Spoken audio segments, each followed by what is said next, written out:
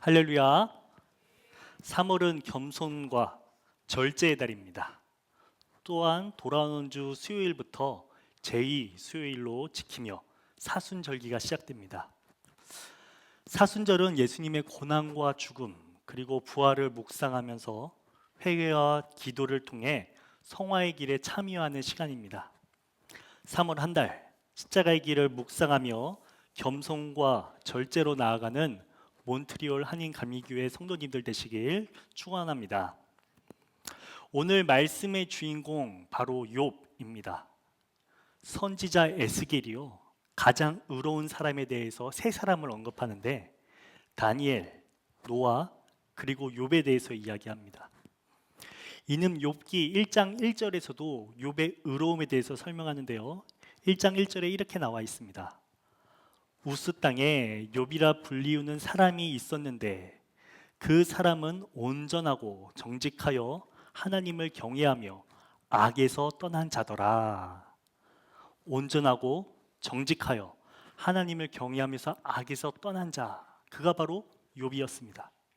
3절에는 또한 이렇게 설명합니다. 그의 소유물은 양이 7,000마리요 낙타가 3,000마리요 소가 500결이요 암나귀가 500마리이며 종도 많이 있었으니 이 사람은 동방의 사람 중에 가장 훌륭한 자라. 이렇듯 욥은 경건합니다. 부유하였습니다. 하나님께 인정받는 인물이었습니다. 또한 그의 구체적인 행실에 대해서 5절에는 이렇게 설명하고 있습니다. 5절 말씀. 그들이 차례대로 잔치를 끝내면 욥이 그들을 불러다가 성결하게 하되 아침에 일어나서 그들의 명수대로 번제를 드렸으니 이는 욥이 말하기를 혹시 내 아들들이 죄를 범하여 마음으로 하나님을 욕되게 하였을까 함이라. 욥의 행위가 항상 이러하였느니라. 겸손, 절제의 본이 된 사람 욥입니다. 하나님 앞에 진실되게 예배했고 어느 누구보다도 영적인 예민함을 가지고 민감함을 가지고 행동하는 사람이었죠. 잠시 또 요한 욥기의 가장 마지막 장을 먼저 보기 원하는데요. 42장을 보면 그의 말년의 삶이 이러합니다. 12절 말씀. 여호와께서 욥의 말년에 욥에게 처음보다 더 복을 주시니 어떤 복인가요? 그 다음 슬라이드를 보면 1장 3절과 42장 12절을 비교하는 슬라이드가 있는데요. 1장에서는 양이 7,000마리요 낙타가 3,000마리요 소가 500결이요 암나귀가 500마리였는데 42장 마지막에 보면 양이 14,000과 낙타 6,000과 소 1,000결이와 암나귀 1,000을 두었다라고 되어 있습니다. 이렇게 처음과 끝만 보면요 욥은요 갑절의 복을 받게 됩니다. 16절 17절을 보면 욥은요 140년을 살았고 아들과 손자를 4대를 보았다라고 기록하고 있고 17절에 보면 욥이 늙어 나이가 차서 죽었더라라고 해서 욥기가 마무리됩니다. 오늘 이 말씀을 바라보면서 여러분들에게 욥과 같은 삶을 사시며 큰 축복, 갑절의 복을 받으시기 바랍니다. 축원합니다. 라고 쉽게 이야기하지 못할 이유가 있습니다. 바로 욥의 큰 고난, 시련이기 때문이죠. 군대에서 제대를 앞둔 병장들끼리 농담 삼아 하는 이야기가 있습니다. 앞으로 군생활 2년을 더하면 2억을 줄 텐데 너 할 거냐? 라는 질문이죠. 그러면 어떻게 대답하나요? 10명 중에 8명은 절대 다시 군대 안 간다 라고 하고 그 중에 2사람은요 고민합니다. 2년에 2억이면 해볼만 한데 뭐 국방부에서 2년을 더 부를 일도 없고 설령 2년을 군복무 한다 할지라도 2억을 절대 줄 일은 없겠지만 왜 이렇게 병장들이 이런 농담을 할까요? 그만큼 군 생활이 고되고 힘들기 때문입니다. 이런 맥락에서 다시 한번 여러분들에게 욥기 말씀을 통해서 말씀드립니다. 질문을 드립니다. 욥처럼 이전의 것들을 모두 잃어버리고 혹독히 고난을 받다가 먼 훗날 갑절로 축복을 받게 된다면 여러분들은 이러한 삶을 사시겠습니까? 아마 100이면 100 다 이러한 삶을 살기를 원치 않으실 겁니다. 물론 이 상실이 단순히 물질 정도인 것뿐이면 뭐 욥처럼 뭐 물질이 잃고 다시 얻는다고 하면 한번 도전해 볼런지도 모르겠지만 욥이 잃은 것은요 물질만이 아니었습니다. 자신의 자녀들을 다 잃었고요. 또한 자신의 건강을 다 잃어버리게 됩니다. 그렇기에 우리는 욥하면 이러한 42장의 맨 마지막에 해피엔딩을 떠올리지 않고요. 그가 경험한 고난, 고통 이런 것을 우리는 먼저 떠올리게 됩니다. 욥의 삶의 의미는 그의 이름의 의미에도 깊게 담겨져 있습니다. 욥이라고 하는 히브리어 단어는 하늘 아버지는 어디에 계신가라는 의미를 가지고 있습니다. 그는 그의 이름처럼 하늘 아버지는 어디에 계신가, 하늘 아버지는 어디에 계신가라고 고백하며 처절하게 절규하고 탄원하였습니다. 지금 우리는 이제 말씀을 통하여 욥기를 읽어 나가고자 합니다. 또한 욥기를 읽어 나가면서 우리 주변에 욥과 같은 인생을 살고 있는 사람들이 누가 있나 읽어보기를 원합니다. 역사 속에서 일제에 의해서 고문을 당한 독립유공자들, 운동가들, 아우슈비츠 수용소에서 죽음을 맞이한 유대인들, 민주화 운동을 통해 그리고 사회적 참사를 통해 여러 유가족들, 그리고 오늘날의 전쟁 난민들, 그리고 우리가 기억하지 못하지만 우리 눈에 보이지는 않지만 수많은 이들이 우리 아버지는 어디에 계신가, 하늘 아버지는 어디에 계신가 라고 절규하고 있는 수많은 오늘날의 욥들이 있습니다. 사순절 기간 우리 교회가 욥과 같은 사람들을 위로하고 세워주는 그런 교회가 되기를 간절히 소망합니다. 만약 어떤 사람이 문득 한 아이가 우물에 빠지는 것을 보게 된다면 깜짝 놀라 달려가 구하려 하지 않겠느냐? 이는 단지 그를 측은히 여기는 마음이 절로 일어났기 때문이다. 이 말은 맹자 봉순추 3편에 나오는 말입니다. 측은지심, 이 사자성어가 여기에서 나왔습니다. 누구나 다 측은히 여기는 마음이 생득적으로 갖고 있는 본질적인 특성이기에, 기질이기에 고통 앞에서, 고통 중에 있는 사람을 보면 마음이 움직여서 함께 아파한다라는 것이지요. 그런데 세상을 바라보면 그러하지 않은 모습을 쉽게 발견할 수도 있습니다. 욥이 당한 고난을 바라보는 세 친구들이 있었습니다. 대만 사람 엘리바스, 수아 사람 빌닷, 그리고 나아만 사람 소발입니다.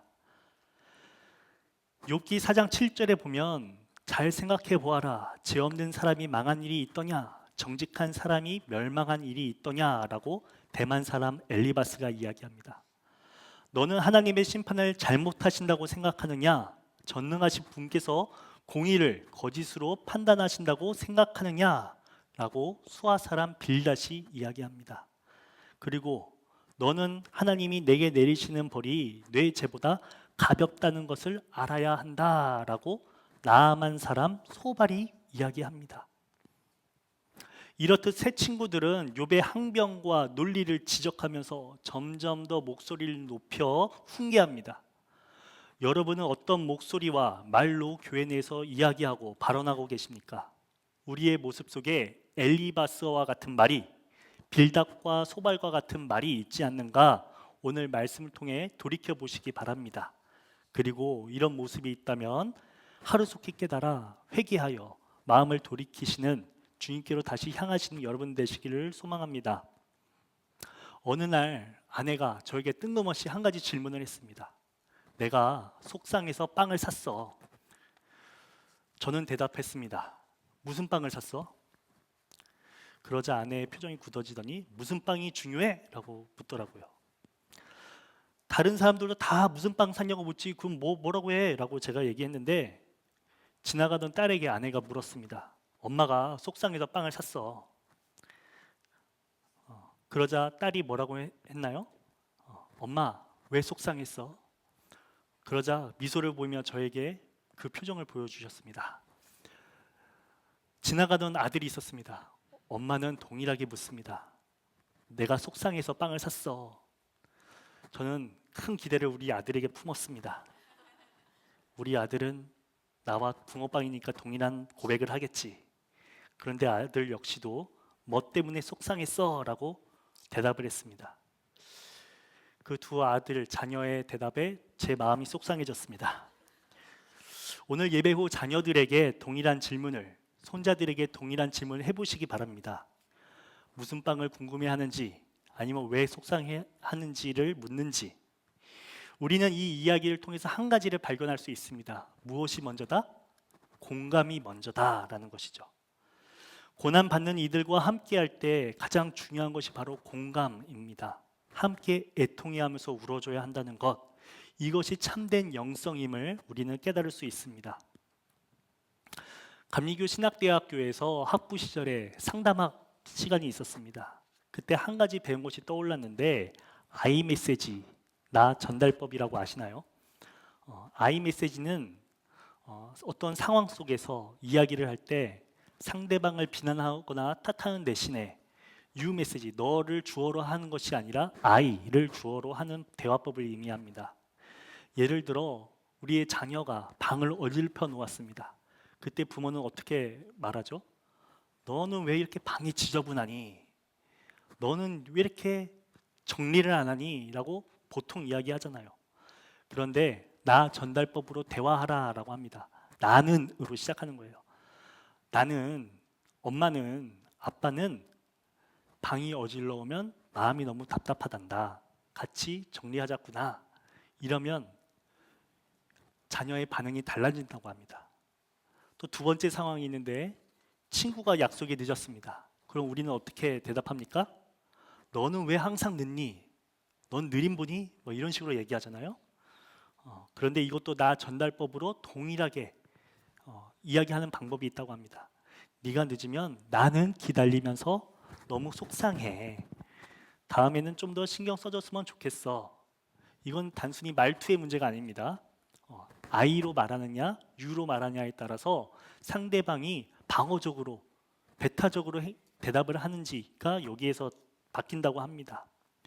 이처럼 I 메시지는 부부, 부모와 자녀, 친구, 직장 동료 등 모든 인간 관계에서 효율적이고 효과적인 의사소통 방식이라고 합니다. 그러면서 상담학 시간에 슬로건 하나를 제시했는데, 말 한마디가 관계를 변화시킬 수 있다. 말 한마디가 세상을 변화시킨다. 라는 슬로건을 끝으로 I 메시지 강의를 마친 적이 있습니다. 여러분들은 오늘 이 시간 I 메시지, 나 전달법을 삶 속에서 실천해 보시기 바랍니다. 이게 쉽지가 않아요.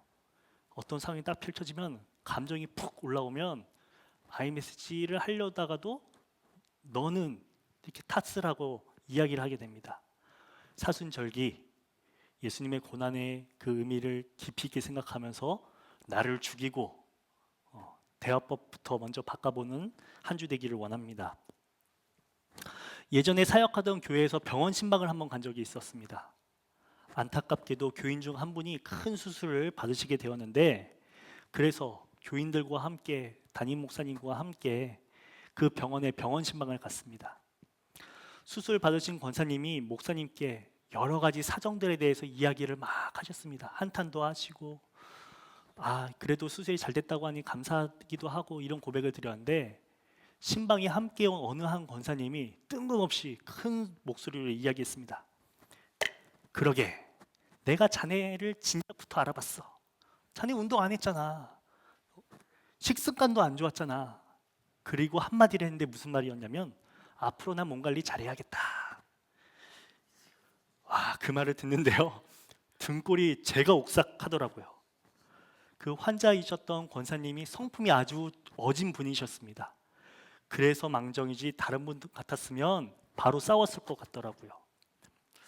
안타깝게도 이런 일들이 종종 사회에서, 그리고 교회에서도 일어나기도 합니다. 이런 사건 때문에 교회를 떠난 분들을 쉽지 않게 또 찾아볼 수도 있죠. 목회자에게는 교회를 떠난 이유에 대해서 설명했지만, 막상 그 정죄한 사람에게 그 사람이 떠난 이유에 대해서 설명할 수가 없습니다. 그렇기에 중요한 것, 말 한마디가 청년빚을 갚는다. 이미 엎질러진 물은 주워 담을 수 없다고 하는데, 우리는 이 말에 대해서 다시 한번 생각해보는 이 시간 되기를 원합니다. 잠언에는 이런 말씀이 있습니다. 말이 많으면 허물을 명키 어려우나 그 입술을 제어하는 자는 지혜가 있다. 겸손과 절제의 달, 우리 말이 겸손해야 합니다. 말을 절제할 줄 알아야 합니다. 입술을 제어하는 자, 바로 여기에 성화를 향한 첫걸음이 있다는 사실을 깨닫는 저와 여러분들 되시길 소망합니다. 다시 욥기의 말씀으로 돌아와서 사실 욥의 세 친구들이 처음부터 욥을 정죄하려고 그에게 갔던 것은 아니었습니다. 진심으로 위로해주고 달래주려고 집을 떠나 먼 길을 헤치고 나왔습니다. 2장 11절에서부터 13절 말씀을 다 같이 한번 보실까요? 11절입니다. 그때 욥의 친구 세 사람이 모든 재앙이 그에게 내렸다 함을 듣고 각각 자기 지역에서부터 이르렀으니 곧 대만 사람 엘리바스와 수아 사람 빌닷과 나아마 사람 소발이라.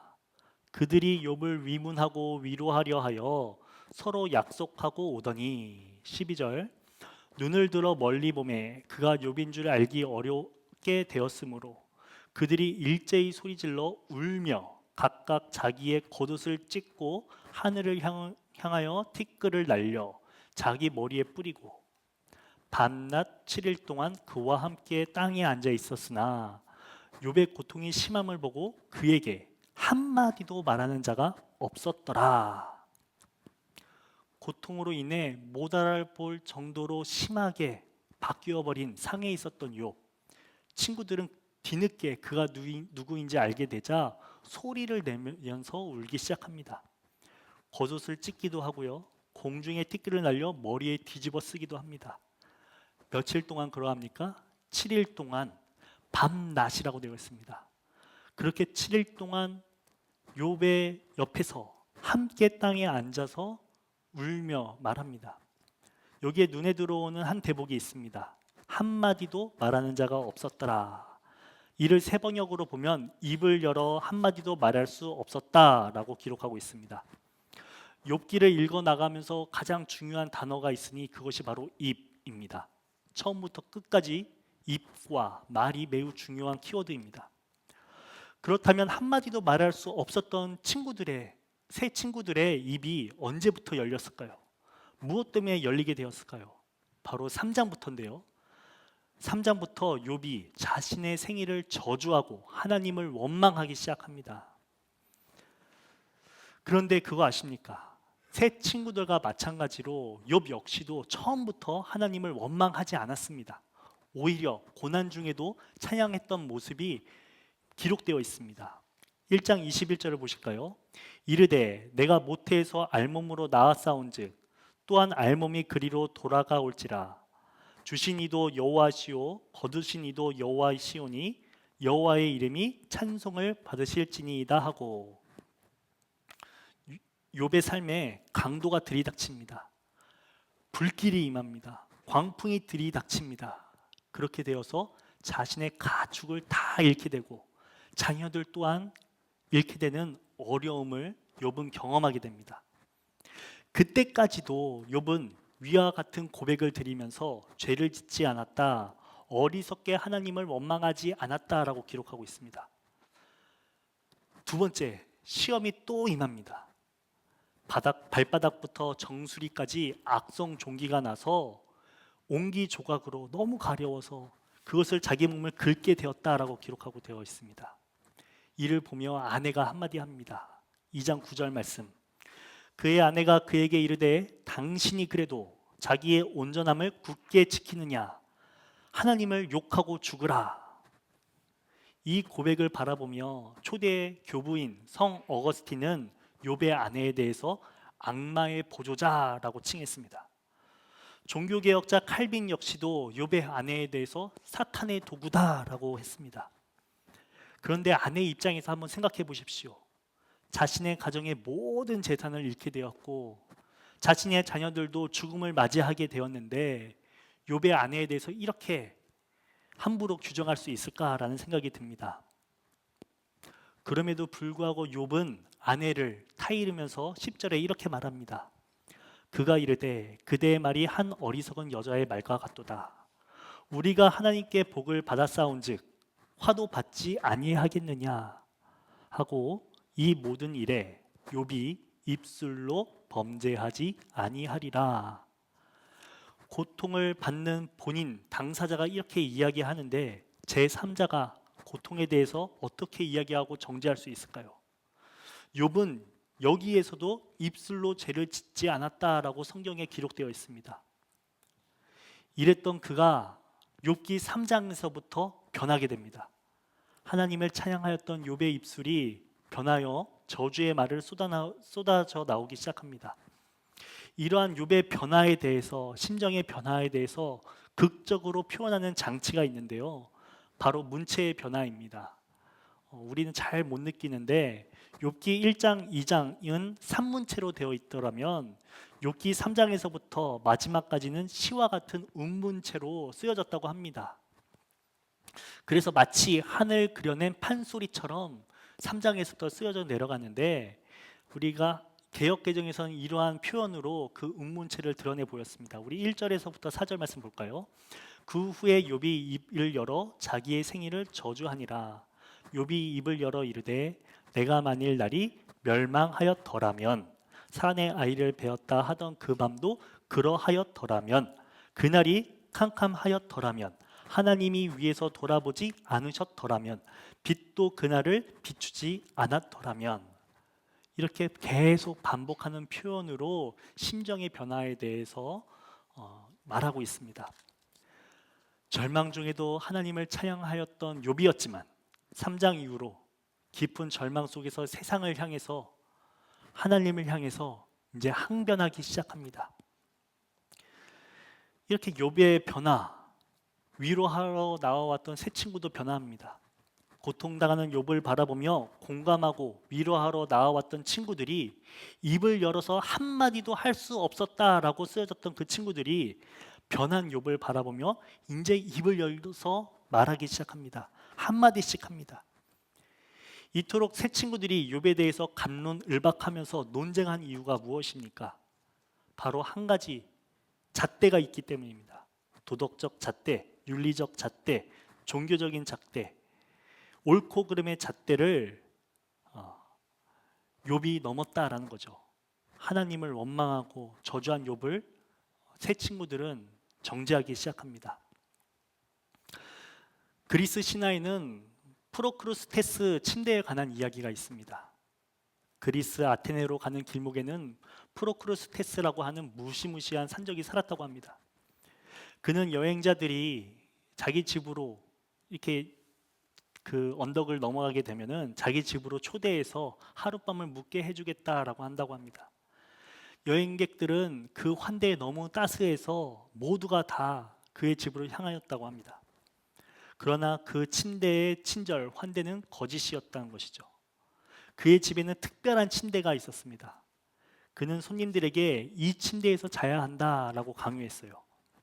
근데 그 침대는 보통 침대가 아니었습니다.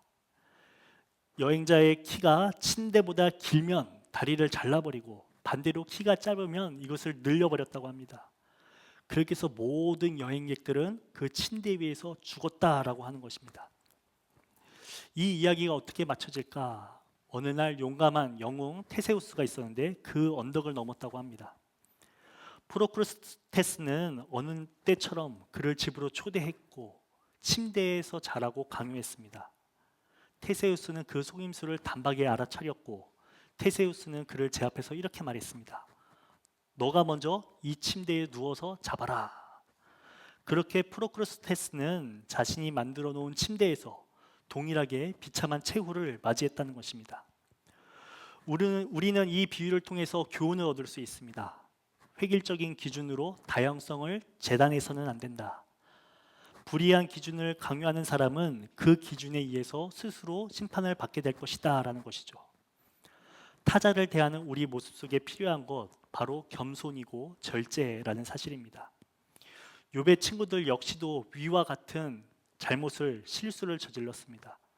물론 처음에는 공감하면서 다가갔지만 욥이 자신의 생일을 저주하고 하나님을 원망하기 시작하게 되자 그들이 매우 중요시 여겼던 한 가지, 고난은 죄의 결과다라고 하는 단정적인 신학으로 욥을 판단하고 정죄하기 시작합니다. 그 내용이 욥기의 거의 대부분을 차지해요. 욥기의 4장에서부터 37장에 이르기까지 대부분에 대한 내용이 이러한 내용들이었습니다. 친구의 말을 들은 욥의 심정에 대해 성경에서는 이렇게 기록하고 있습니다. 16장 2절, 이런 말은 내가 많이 들었으니 너희는 다 재난을 주는 위로자이구나. 너희가 내 마음을 괴롭히며 말로 나를 짓부수기를 어느 때까지 하겠느냐. 그렇다면 욥은 무엇으로부터 진정한 위로를 경험하였을까요? 그리고 욥이 어떻게 이 고난에서 벗어날 수 있었을까요? 우리 역시도 삶 속에서 크고 작은 시련을 경험하기도 합니다.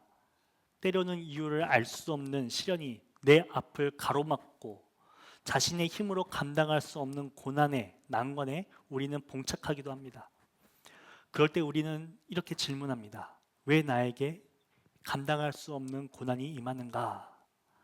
욥 역시도 마찬가지였습니다. 욥은요, 자기가 납득할 만한 설명을 하나님께 직접 듣기 원했습니다. 하나님과 직접 만나 의문을 해소하고 싶었습니다.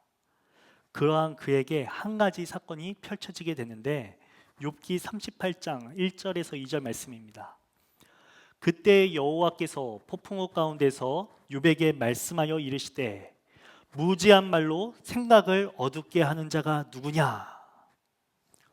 원망과 탄원으로 일관했던 욥의 앞에 하나님께서 폭풍 가운데 임하십니다.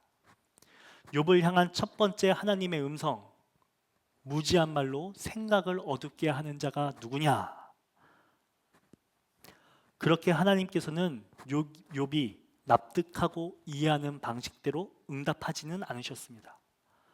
내가 세상에 기초를 놓을 때 너는 어디 있었느냐? 라고 물으시면서 하나님의 창조와 섭리를 인간이 온전히 이해할 수 없음을 강조하셨습니다. 그렇게 하나님께서는 욥에게 인간이 담아낼 수 없는 더 크고 놀라운 차원의 방식으로 임재하셨다라는 사실을 발견할 수 있습니다.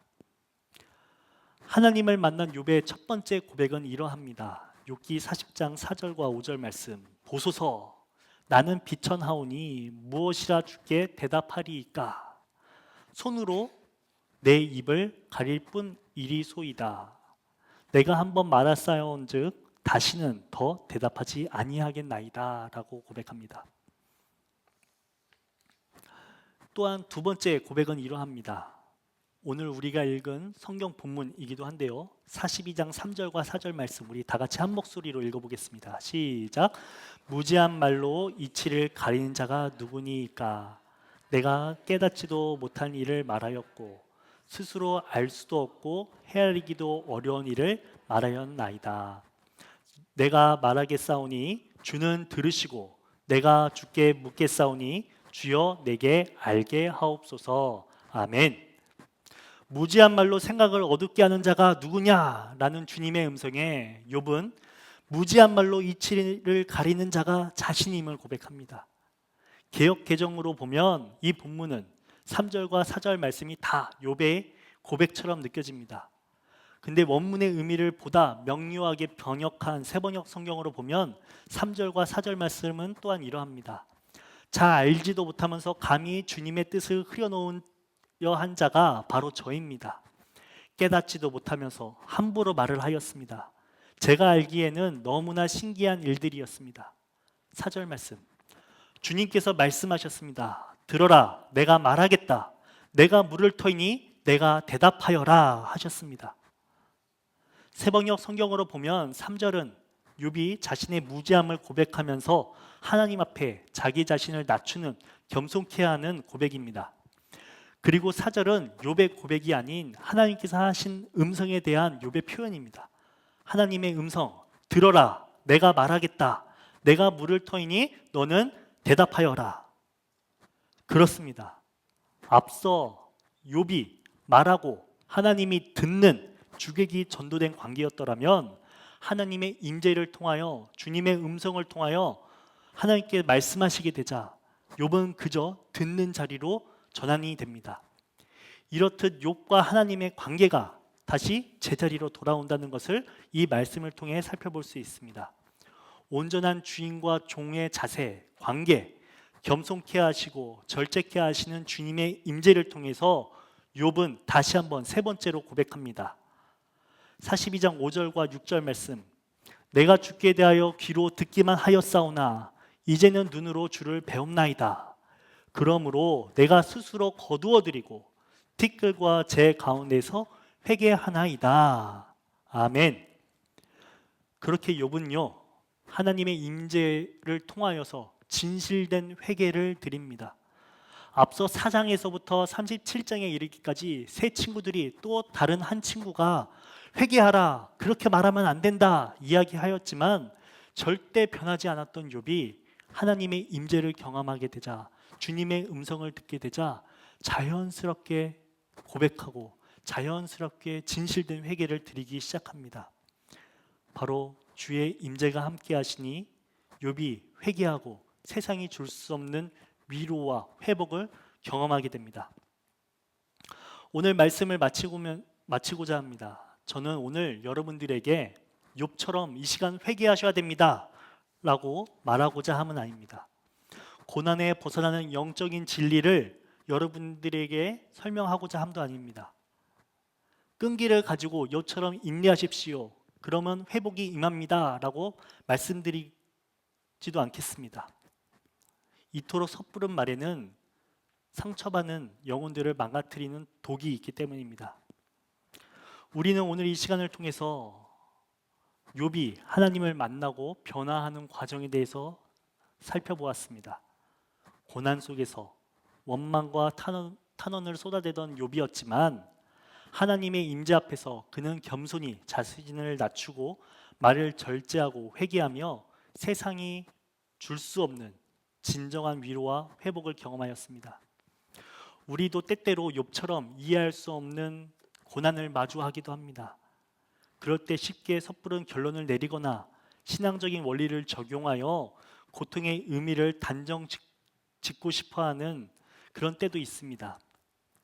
그러나 오늘 말씀을 통해 알 수 있듯이 하나님은 인간의 이해를, 인간의 논리를 뛰어넘는 크고 신비로운 방식으로 임재하신다는 사실을 우리는 기억해야 합니다. 그렇기 때문에 우리는 날마다 무엇을 해야 합니까? 그저 주님이 계신 그 자리로 향하기만 하면 됩니다. 그리하면 자연스럽게 어느 날 주님께서 우리에게 오셔서 말씀하시고 깨닫게 하시며 우리를 변화시킬 줄 믿으며 나아갑니다. 다가오는 사순절, 우리는 예수 그리스도의 십자가를 묵상하는 절기를 보내게 됩니다. 예수님께서 걸어가신 길을 바라보며 사순절기, 고난에 참여하는 시기가 되기 원합니다. 욥이 끊임없이 힘든 중에서도 한 가지 흔들리지 않았던 것은 그래도 욥은요, 하나님께 나아가서 항변이라도 했다는 겁니다. 하나님께 등을 돌려 떠난 적이 그래도 없었습니다. 욥은 날마다 하나님께로 향하면서 항변하는 방식으로, 때로는 원망하는 방식으로, 때로는 저주하는 방식으로라도 주님께 나아갔던 사람이었습니다. 우리가 이 시간, 이 사순절기를 앞으로 도래하는 이 40일간의 거룩한 이 길을 주님께로 나아가면서 주님의 음성을 듣고 주님의 임재를 경험하면서 참된 그리스도인으로 세워지는 귀한 절기 되기를 소망합니다. 기도하시겠습니다.